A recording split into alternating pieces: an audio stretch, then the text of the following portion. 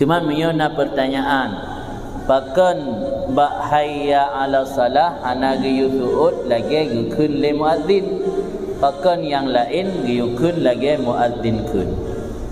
Pertama,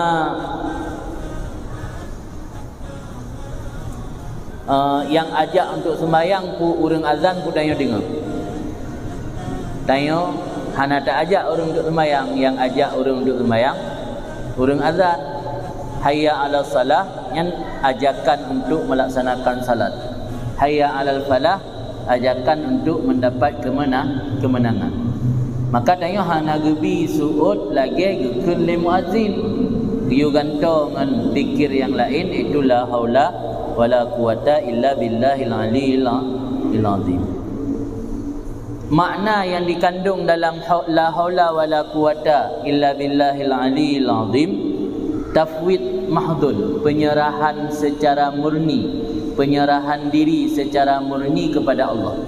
Adik kata kita mengakui di hadapan Allah tidak ada hilah untuk melaksanakan taat, tidak ada kekuatan untuk menjauhkan diri pada maksiat kecuali dengan bantuan Allah.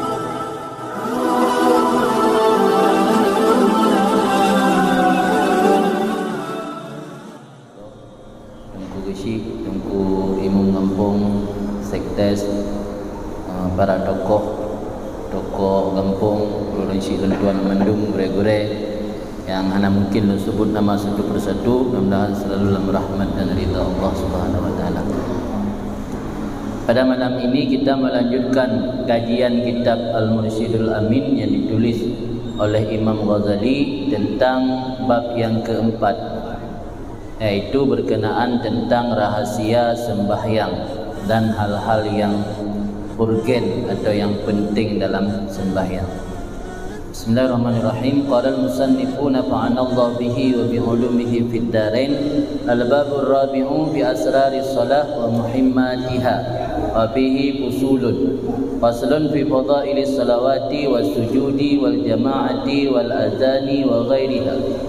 Bab yang keempat tentang rahasia yang terkandung dalam salat dan urgensitas salat itu tersendiri. Dan bab yang keempat ini ada 4 pasal. Pasal pertama tentang keutamaan salat dan sujud dan jamaah dan azan. Oleh musannif mengawali dengan azan, karena sebelum salat sudah pasti dalam realitas kita awali dengan azan. Fadilatul azan ini adalah keutamaan azan. Bersabda Nabi SAW, salah satu yaumal qiyamah ala kasibim min miskin adfar. Ada 3 kelompok, 3 golongan pada hari kiamat berada di atas bukit, yang bukit tersebut terbuat daripada miski azfar. Ada satu wangian atau parfum yang bernama misik, parfum misik azfar.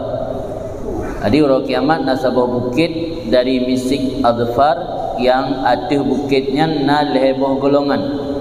La yahummuhum hisabun wala yanaluhum faza'un.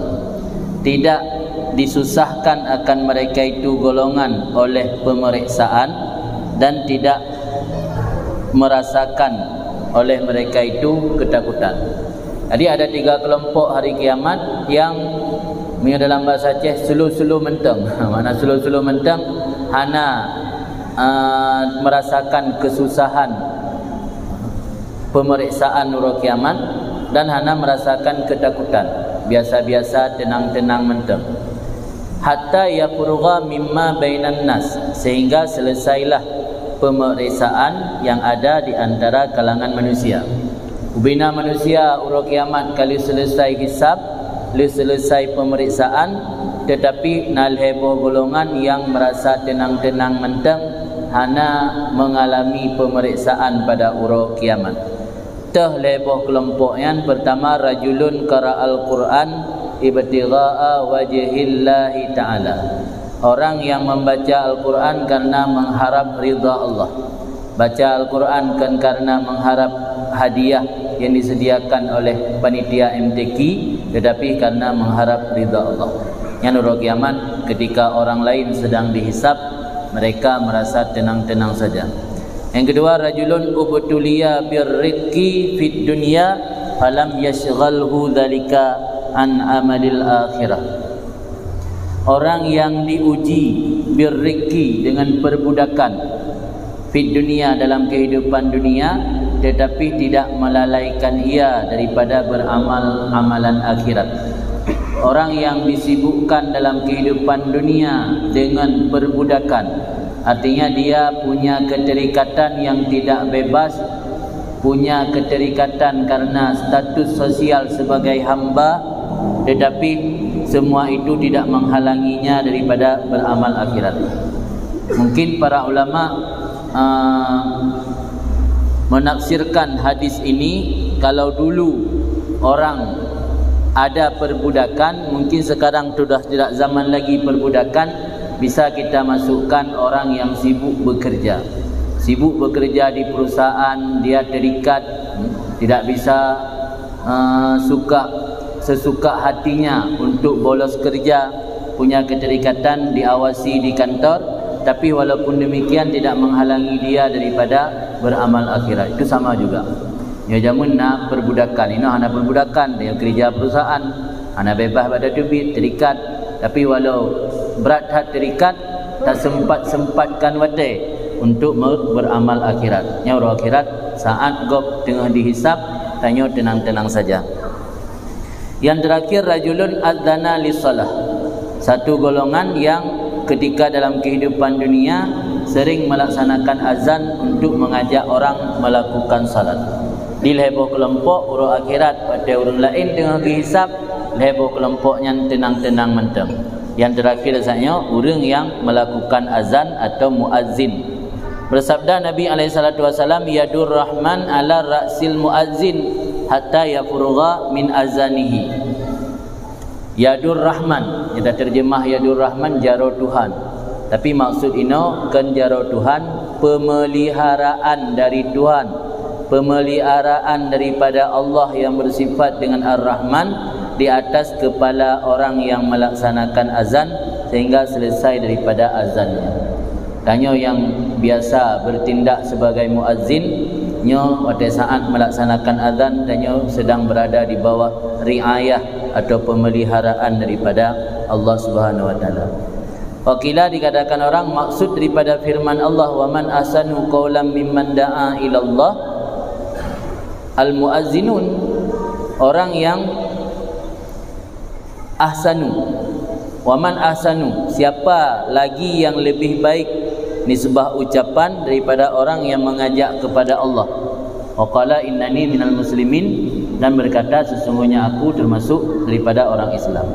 Artinya dalam ayat tersebut tafsirnya, maksud orang yang terbaik ucapan mengajak orang kepada Allah itu muazzin. Karena muazzin mengajak orang untuk salat. Arti Allah dalam ayat tersebut memuji muazzin. Itu menurut satu penafsiran.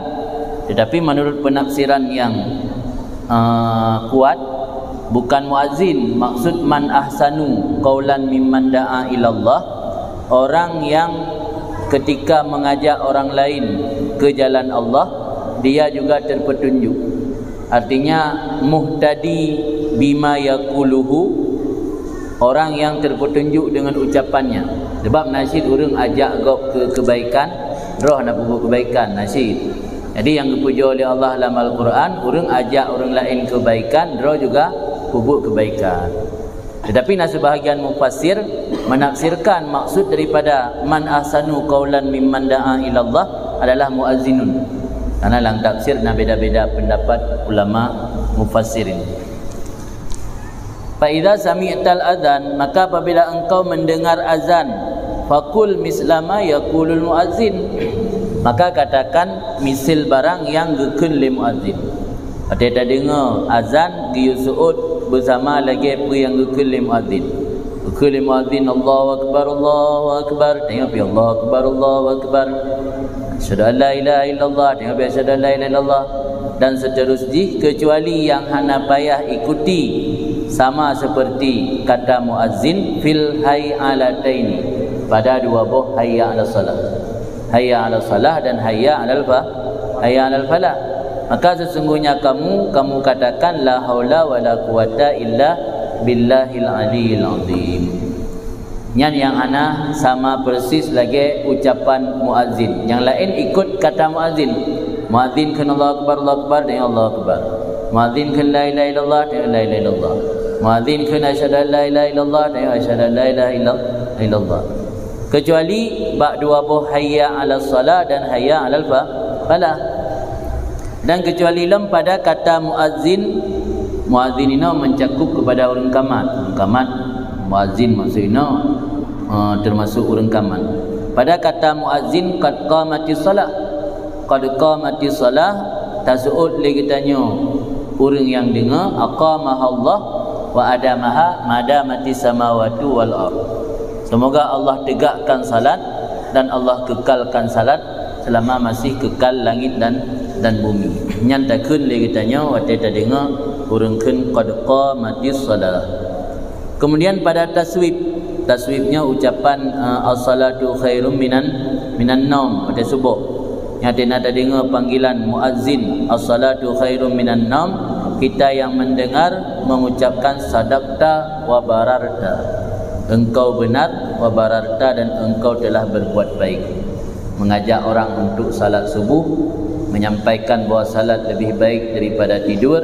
Berarti tak puja agaknya sadaqta wa bararta, engkau benar dan engkau telah berbuat baik. Wa indal firaq, dan ketika selesai azan baca doa Allahumma rabba hadhihi da'wati tammah wa salatil qa'imah ati muhammadanil wasilata wal fadilah wad darajatar rafi'ah wal maqamal mahmudal ladzi wa'atta. Ya Allah, pemilik ini seruan yang sempurna dan pemilik salat yang ditegakkan. Ati Muhammadan, berikan olehmu kepada Nabi Muhammad al-wasilata, kedudukan perantara antara engkau dan hamba, wal fadilah, dan keutamaan, wad darajatar rafi'ah, dan derajat yang tinggi, wal maqamal mahmud, dan maqam yang terpuji yang telah engkau janjikan. Maksud maqam mahmud ini mandat memberi syafaat kepada umat yang tidak diberikan Allah kepada Nabi yang lain pada akhirat. Mandat memberi syafaat kepada umat yang hanya diberi Allah ke Nabi yang lain, yang guken maqam mahmud, posisi yang terpuji yang Allah berikan kepada Nabi kitanya. Cuma menyona pertanyaan, pakan bak hayya ala salah hana giyusuud lagi guken le muadzin. Pakan yang lain giyukun lagi muadzin kun. Pertama, yang ajak untuk sembahyang pu urang azan pu tanya dengar. Tanya hana tak ajak orang untuk sembahyang, yang ajak orang untuk sembahyang urang azan. Hayya 'ala salah, yang ajakan untuk melaksanakan salat. Hayya 'alal falah, ajakan untuk mendapat kemenangan. Maka tanya hana gebi suud lagi gukun le muazzin. Dia gantung dengan zikir yang lain, itu la haula wala quwata illa billahil aliyil azim. Makna yang dikandung dalam la haula wala quwata illa billahil aliyil azim, tafwid mahdhun, penyerahan secara murni, penyerahan diri secara murni kepada Allah. Adik-adik, kita mengakui di hadapan Allah tidak ada hilah untuk melaksanakan taat, tidak ada kekuatan untuk menjauhkan diri pada maksiat kecuali dengan bantuan Allah. Itulah hakikat makna la haula wala quwata illa billah. Arti pengakuan kelemahan diri kitanya di hadapan Allah. Ya Allah, mihana ro nabi kekuatan hak elo bubut sembayangnya. Mihana ro nabi cara dan nabi kekuatan hak elo hindari daripada maksiat. Yang adalah intisari daripada makna la haula wala quwata illa billah. Jadi dalam bahasa yang lain, tidak layak dengan yang bukan muazzin mengucapkan hayya 'alas salah. Karena hayya 'alas salah yang panggilan muazzin, maka kita yang mendengar diberikan zikir yang lain agar dapat pahala. Adapun selain hayya 'alas salah, sama-sama zikir. Allahu akbar zikir. Asyhadu an la ilaha illallah zikir. Asyhadu anna Muhammadar Rasulullah zikir. La ilaha illallah ba'da zikir. Jadi karena muazzin ucap zikir, kita ucap zikir, sama-sama dapat pahala. Tapi ketika muazzin mengucap hayya 'alas salah dan hayya 'alal falah, itu bukan zikir, tapi ajakan untuk melaksanakan salat. Karena muazzin yang ajak, kita bukan mengajak. Muazzin yang ajak, kita orang yang diajak. Kan lanjut, pada nak urang hoi, hai ni jak kena ziat. Kata oi tanya watra, hai ni jak kena ziat kan. Tanya, hai ni jak kena ziat. Kata oi tanya, nyepat lum jak. Menan. Kajit perahile kabere, segera lum jak. Ana teh dia hai ni jak kena ziat. Kata oi tanya, hai ni jak kena ziat sih. Ketama-tama hoi. Lebuh nak musuh tu anda hoi. Jadi sembahyang otak azan lagi ansyid. Muazzin gehoi tanya untuk sembahyang. Ya dia beda suut. Hai sembahyang syid. Tapi tasawuf dengan zikir lain yang dalam zikirnya naik kandung makna tafwid mahdun, penyerahan secara murni kepada Allah. Kan yang maksud daripada pakon beda jawab menansyid as-salatu khairum minan nom, yang kan zikir. Kaitannya tasawuf sadaqta wa bararta. Habis tentang masalah azan.